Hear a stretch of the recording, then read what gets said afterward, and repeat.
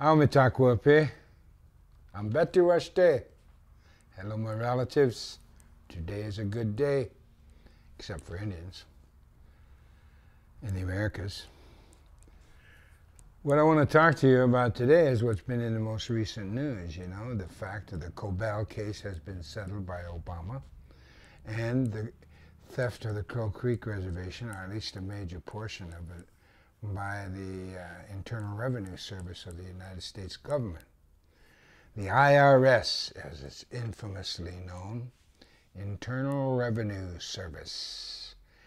Because of tribal back taxes, they failed to pay, they repossessed, I guess you might say, they confiscated illegally about half of the reservation, and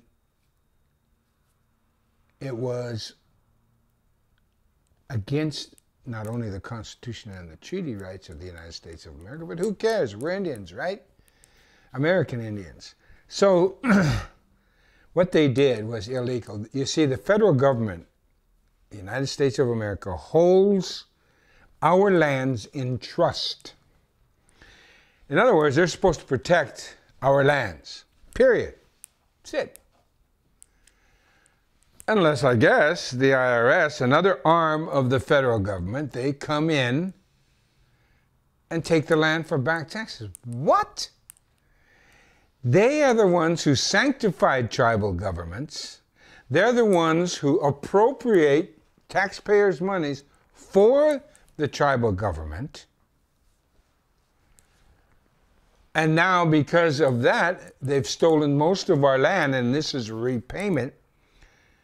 Now, because of back payroll taxes, they steal our land and auction it off, and they won't tell to who they auctioned it off to.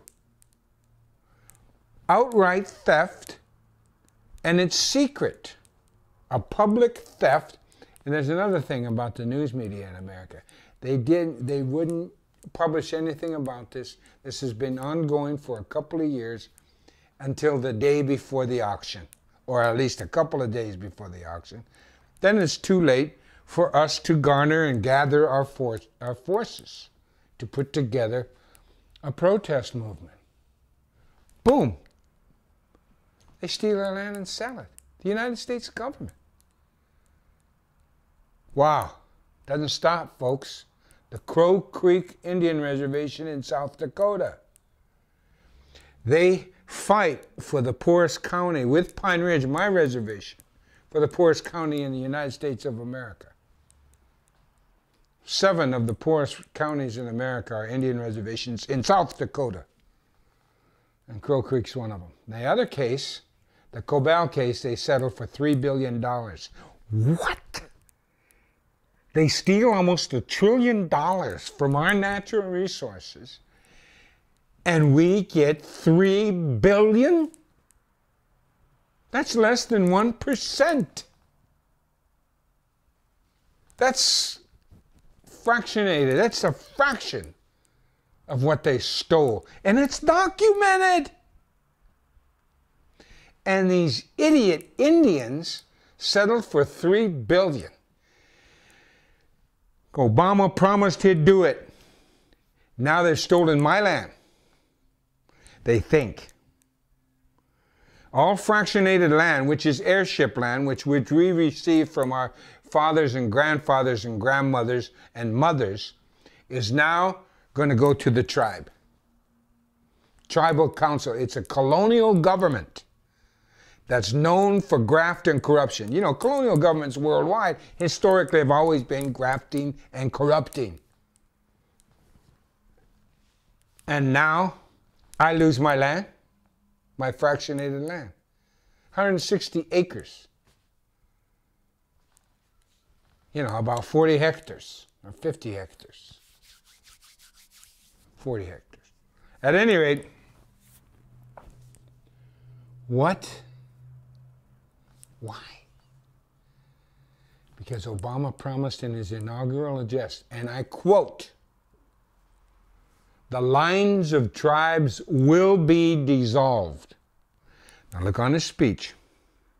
It's on the internet. It says on there, shall be dissolved. But he said, the lines of tribes will be dissolved. Read his inaugural address. It says nothing about the Middle East. It's about America he's talking about. The only tribes in America are guess who? And now he's put the nail in the coffin. Our coffin. It's the death knell. Thanks to the Negro in the house. The Negro finally gets to the house. And he's nothing but Manchurian candidate flim-flam man. He gets all kinds of good publicity, allegedly. $3 billion in US dollars right now? It's not worth the spit. They spend that much in a few hours in Afghanistan and Iraq. I'm sorry. But I am enraged at the continual theft and the fact that the world doesn't stand up. No one stands up for indigenous people. They're being slaughtered wholesale in Africa, in Sri Lanka, and all the other trouble spots, Tibet. And you go around the world, indigenous people are under attack, and no one stands up. Not even my own people anymore. They bend over and walk backwards towards Washington, D.C. Successful colonialism, the end of my people. That's what I'm facing in my lifetime. In my lifetime.